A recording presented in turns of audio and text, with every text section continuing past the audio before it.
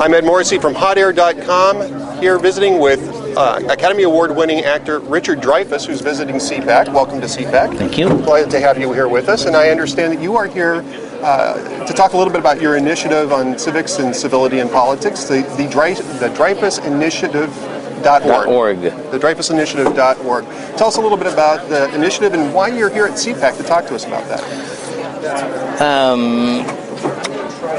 Civics is one of those issues that has no true opposition. It's something that should be taught to all of our young, whether they end up being liberal or conservative is irrelevant.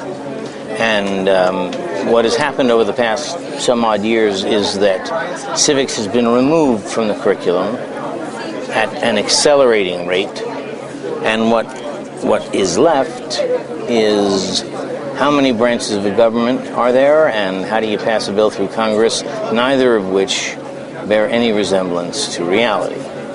And so I went to Oxford in late 2004, early 2005, and went to St. Anthony's College and went to learn, actually, to produce a show, a broadcast. Mm-hmm. And then I thought, I don't want to do that. I want to do it for real. And so we formed a nonprofit. I've been there for the last 4 years. My membership ran out.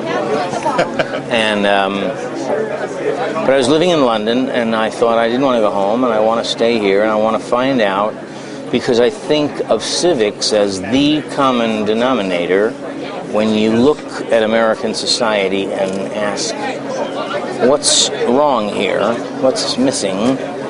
Sooner or later, you get to the absence of civics. It's interesting because I was just writing about this. The Intercollegiate Studies Institute did a 5-year survey on basic civics in American population, 30,000 respondents.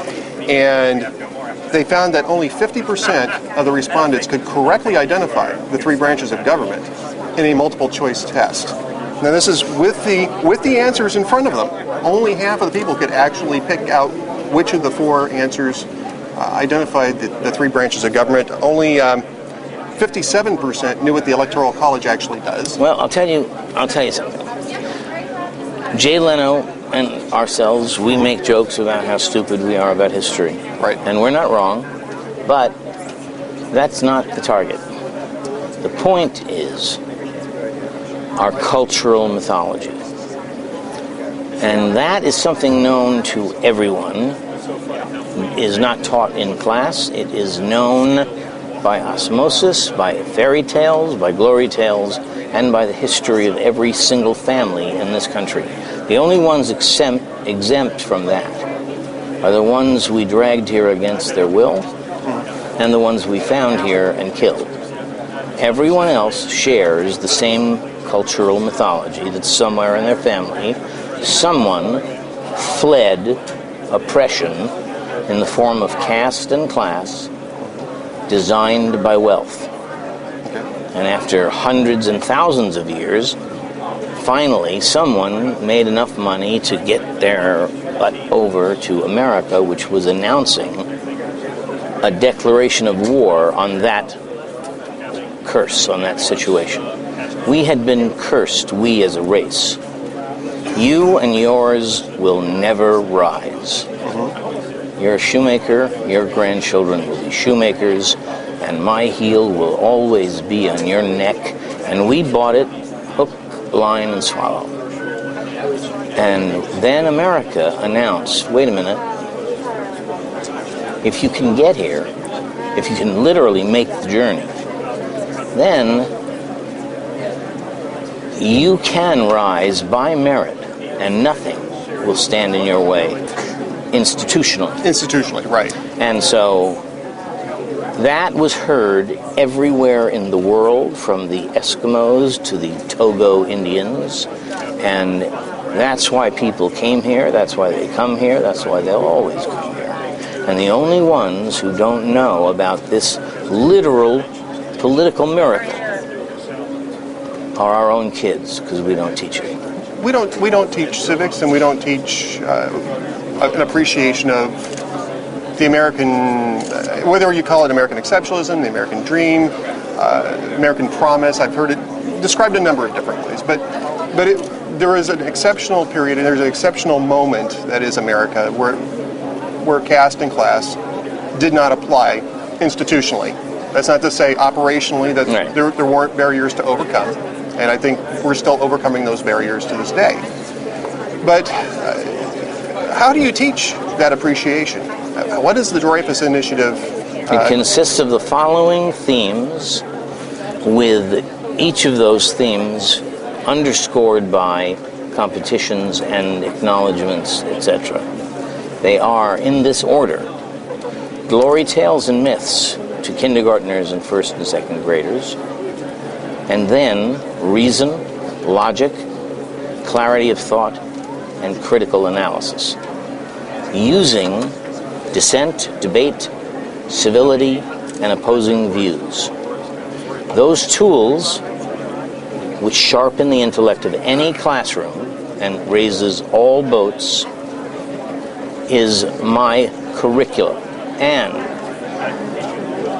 we call it, or they call it in education, soft learning, which says a lot. Because it's not rote, it's not geology, and right. It's not biology. Right. That's hard learning, as if we're going to need it. And what we really are going to need are the development of the mind as an agile tool, as something that can take whatever life throws at us, and we are prepared to handle it. And they don't teach that. And I can understand people not teaching something because they can't afford it. I can understand they can't teach it because they don't have enough hours in the day. Right. But that is not true of the foundational necessity of teaching civics.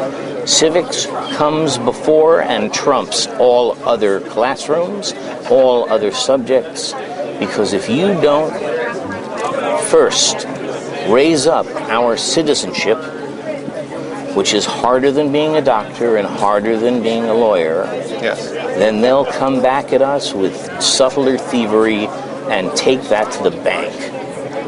You remember the banks that we used to rely on? I remember the banks. That we used to rely on and don't. And I say that we have to teach soft learning as a critical necessity, because after 13,000 years of civilization, where we have expended concentration, creativity, money, and effort only on one thing, and that is the knowledge of the technology of warfare, we have developed no spiritual restraints from using it.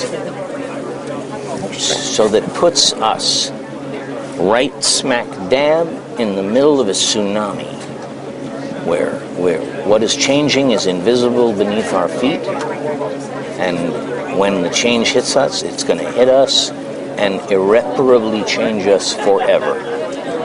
I am being told that we're just about wrapping up here. I want to thank you for stopping by. It's a pleasure speaking with you. And I actually just said that rather well, so repeat it. You want me to repeat it right now? No, I mean, repeat it. Because, well, we're going to have this up on the website. Because the problem with television, for instance, or the website, right, is that it makes everything equal. Al-Qaeda is equal to the United States. Nonsense. Right. That this issue is equal to another. Nonsense. This issue comes first. The rest of it is bourgeois. This is critical. You have to get an understanding of this before you can get an understanding of all the other issues. All you get, if you don't understand this, is a front row seat at the decline and fall of the greatest idea for governance in history. Richard Dreyfus here at Cpac and at hotair.com. Thank you very much again. You're welcome. Much appreciated. You're welcome. I'm assuming the camera got turned off.